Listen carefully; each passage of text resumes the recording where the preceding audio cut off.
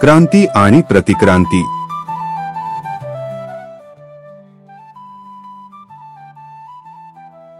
कायद्याच्या भाषेत बोलवयाचे तर सुरुवातीला वर्णाने दिलेले इस्टेट ही काही काळापुरती होती, नंतर ती आयुष्यभर झाली व त्यानंतर इस्टेट वारसांना मिळू लागली, म्हणजेच वर्णांचे रूपांतर जातीत झाले। वर्णांचे रूपांतर या टप्प्यांनी झाले ह्या गोष्टींचा भरपूर पुरावा धार्मिक साहित्यात नोंदलेल्या परंपरात मिळतो। या परंपरा अगदी ख्या म्हणून स्वीकारण्यास काही हरकत नाही। या परंपरेप्रमाणे माणसाचा वर्ण ठरविण्याचे काम मनु व सप्तर्षी करीत असत। सर्व जनतेतून मनु जे क्षत्रिय व वैश्य होण्यास लायक आहेत त्यांना निवडित असे व सप्तर्षी जे ब्राह्मण होण्यास लायक आहेत त्यांना निवडित असे। मनु आणि सप्तर्षी यांनी ब्राह्मण, क्षत्रिय आणि वैश्य यांची निवड केल्यानंतर जे जे शिल्लक राहत त्यांना शूद्र समजण्यात येईल। हे निवडलेले वर्ण एका युगासाठी असत। युग म्हणजे 4 वर्षे। प्रत्येक वर्षांनंतर नवे अधिकारी या कामासाठी नेमण्यात येत। त्यांना नावे मात्र ऋषी व सप्तर्षी अशीच दिली जात। एकदा जे पूर्वी शूद्र म्हणून शिल्लक राहिले होते त्यांपैकी काहींना ब्राह्मण, क्षत्रिय व वैश्य म्हणून निवडण्यात आले होते। त्यांच्यापैकी काही निवडलेन गेल्याने शूद्र म्हणून शिल्लक राही होते। त्यापैकी काही ब्राह्मण, क्षत्रिय व वैश्य म्हणून निवडण्यात आले होते।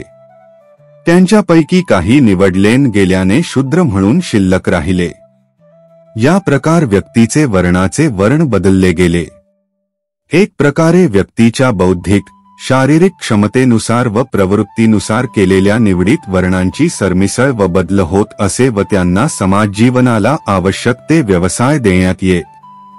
ज्यावे वर्णातील ही सरमिसळ होत असे त्याला मनवंतर असे म्हणत। या शब्दाचा दुसरा अर्थ मनुने केलेले बदल असा होतो।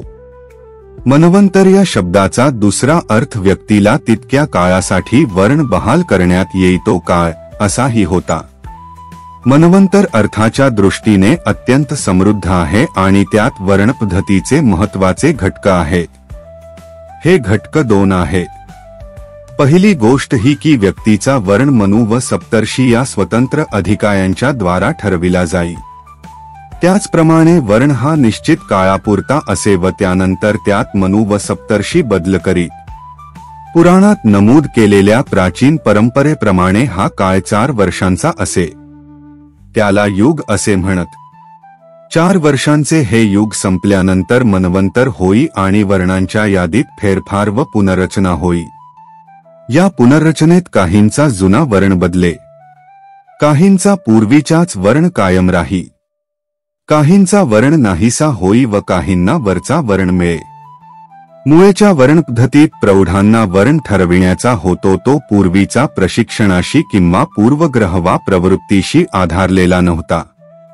एखाद्या मुलाखत घेणाऱ्या मंडळाप्रमाणे मनु व सप्तर्षी हे होते आणि मुलाखतीत त्यांच्याबद्दल जे मत होई त्यावरून त्याचा वर्ण ठरविला जाई। वर्णांचा हा निर्णय ओबडधोबड व अस्ताव्यस्तपणे घेतला जाई। यानंतर ही पद्धत असे संबोधले आहे। शिक्षकाने म्हणजेच आचार्याने काढलेली शाळा म्हणजे गुरुकुल। सर्व मुले या गुरुकुलात शिकण्यासाठी जात। हे शिक्षण 12 वर्षे दिले जाई। गुरुकुलात असणाऱ्या विद्यार्थ्यांना असे म्हणत। शिक्षणाची 12 वर्षे संपल्यानंतर गुरुकुलाचे आचार्य उपनयनविधी करीत। उपनयनविधी हा अत्यंत महत्त्वाचा समारंभ। या उपनयनविधीच्या वेळी आचार्य मुलाला त्याचा वर्ण निवडीत देत। आणि त्या वर्णांची कर्तव्ये करण्यासाठी त्याला खुल्या जगात पाठवी. मनु व सप्तर्षी यांनी वर्ण प्रदान करण्याऐवजी आचार्यांनी निर्णय करण्याची नवी पद्धती अंमलात आली. त्यात जुन्या पद्धतीतील तत्व कायम ठेवण्यात आले व त्यात वर्ण ठरविण्यापूर्वी प्रशिक्षण व्यक्तीचा विकास करू शकते आणि वर्णाबाबत निर्णयाची सुरक्षित पद्धत विद्यार्थ्यांचे व्यक्तित्व, त्याची क्षमता आणि प्रवृत्ती समजून घेणे हीच आहे. त्यामुळे वर्ण निर्णयाची नवी पद्धत ही फार मोठी सुधारणा मानावी लागेल. आचार्य गुरुकुल पद्धतीत वर्णाच्या काळापुरता होता. तो आता पूर्ण आयुष्यासाठी प्रदान करण्यात येऊ लागला. परंतु वंशपरंपरागत नव्हता. ब्राह्मणशाही या पद्धतीवर नाराज होती, हे उघड आहे. या नाराजीचे कारण स्पष्ट होते. कारण या पद्धतीत आचार्य ब्राह्मणाच्या मुलाला शूद्र वर्णही देण्याचा धोका होता. हे टाळणे ब्राह्मणशाहीला अत्यावश्यक वाटते. त्यांना वंशपरंपरागत हवा होता. वर्ण हा वंशपरंपरागत झाला तरच ब्राह्मणांची मुले शूद्र म्हणून जाहीर करण्याचे टळले असते. हे ध्येय साधण्यासाठी ब्राह्मणशाहीने अत्यंत धारिष्ट्य दाखवून वर्ण वंशपरंपरागत केले.